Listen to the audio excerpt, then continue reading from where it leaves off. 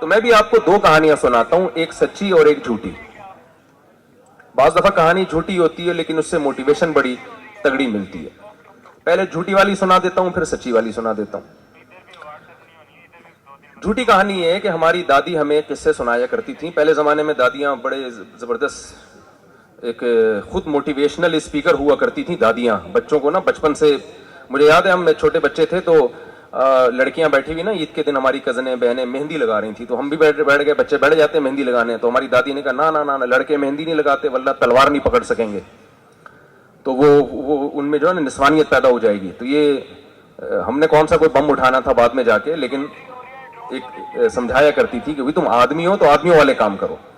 آج کل تو دادیاں مارکیٹ سے ویسے ہی شارٹ ہو گئی ہیں, کیونکہ بچے اتنی عمر کے بعد جا کے آپ کی شادیاں ہو رہی ہیں, تو بچے اتنی دیر سے پیدا ہوتے ہیں, مائیں دادی بننے سے پہلے فوت ہو جاتی ہیں. تو دادا اور دادی ونس اپون اے ٹائم ہوا کرتے تھے, اس لیے میں کہتا ہوں جلدی شادی کر لیا کرو تاکہ دادا دادی جوانی میں بن جاؤ. تو وہ ہمیں آدم علیہ السلام کا نا واقعہ سناتی تھی کہ آدم علیہ السلام کو جنت سے نکالا گیا. ہم کہتے تھے بالکل دادی نکالا گیا. کہتی تھی آدم علیہ السلام کو جنت میں سب چیزیں فری میں ملتی تھیں. ایسا ہی ہوتا ہے نا, جنت میں سب کچھ فری میں. ہم نے کہا بالکل ایسا ہی ہوتا تھا. دادی کہتی تھی جب پتہ ہے دنیا میں آئے نا وہ, تو اللہ میاں نے کہا اب دنیا میں فری میں نہیں ملے گا, اب آپ کو یہاں محنت کرنی پڑے گی. ہم چھوٹے بچے دادی سے کہانی سنتے تھے, اچھا بھائی پھر کیا ہوا؟ دادی کہتی ہیں پھر انہوں نے بیل خریدا, ہل چلایا, گندم بویا, اور پھر گندم سے روٹی بنائی. تو جب روٹی کھانے کے لیے بیٹھے تو روٹی پہیا بن کے بھاگ گئی. ہے تو یہ کہانی. پھر آدم علیہ السلام اس روٹی کے پیچھے بھاگے ہیں. ہم کہتے تھے یہ اللہ تعالیٰ اتنی ٹینشن حضرت آدم کو کیوں دے رہا تھا؟ روٹی پہیا بنی اور بھاگ گئی, اور پھر آدم علیہ السلام پیچھے پیچھے بھاگ رہے ہیں. تو دادی کہتی تھی کہ بھائی اس دنیا میں لانے کا مقصد آدم علیہ السلام کو یہ تھا کہ یہاں فری میں روٹی نہیں ملے گی, آخری دم تک روٹی کے لیے آپ کو محنت کرنی پڑے گی.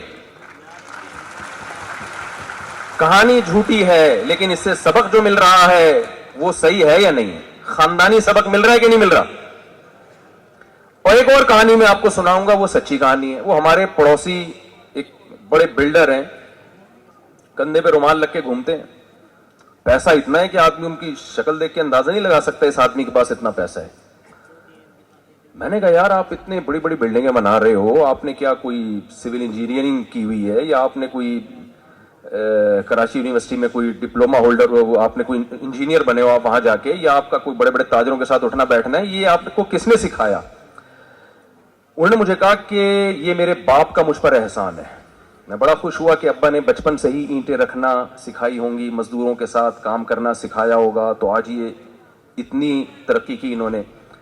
کہتے نہیں, میرے ابا مجھے کہتا تھا جب میں بالغ ہوا تو میرا باپ مجھے کہتا تھا کہ خود کماؤ گے تو میں کھلاؤں گا, ادروائز میں تمہیں نہیں کھلاؤں گا.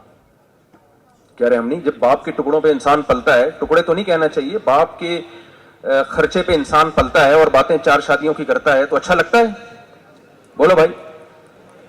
میرے پاس لوگ آتے ہیں نا, وہ صاحب میں تو کرنا چاہتا ہوں ابا کرنے نہیں دے رہے, تو آپ ابا سے کہیں میری شادی کرا دیں. میں ان سے کہتا ہوں آپ نے آدھا بیان سنا ہے, آدھا نہیں سنا.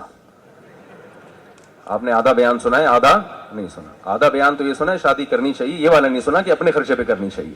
یہ شاید آپ اس دن بیان میں آپ غیر حاضر تھے. تو اب مجھے ایک بات بتاؤ, اس نے مجھے بتایا کہ ایک دن کیا ہوا, میرے والد نے میرے سامنے سے روٹی کھینچ لی. کھانے کے لیے میں بیٹھا تھا اور والد صاحب نے روٹی سالن میرے سامنے سے کھینچ لیا اور مجھے کہا کہ اب جب تک تو خود کما کے نہیں لائے گا میں تجھے روٹی کھانے نہیں دوں گا. کہتا ہے میرے باپ کا یہ احسان ہے, میں نے در در کی ٹھوکریں کھائیں, دھکے کھائے, اور جتنی محنت میں کر سکتا تھا میں نے کی. اس کا نتیجہ ہے کہ آج میں سینکڑوں لوگوں کو کھلانے کے قابل ہوا ہوں. دیکھو ہمارے حکمرانوں کا ہم پہ بہت بڑا احسان ہے کہ انہوں نے ہمیں کسی قابل نہیں چھوڑا. یہ ان کا ہم پہ بہت بڑا احسان ہے کہ ہمیں یہ بتا دیا کہ آپ ہم پہ بالکل بھی اعتماد نہ کریں. وہ ایک آدمی کو انٹرویو کی آفر آئی نا, وہ گیا, انہوں نے کہا کہ آپ کی ایج اتنی ہے, اس نے کہا نہیں میری اس سے زیادہ ہے. جی ہمیں اتنی فٹ ہائٹ کا آدمی چاہیے, انہوں نے کہا نہیں میری ہائٹ تو اتنی نہیں ہے. بھائی آپ کے پاس یہ سرٹیفکیٹ ہے؟ نہیں.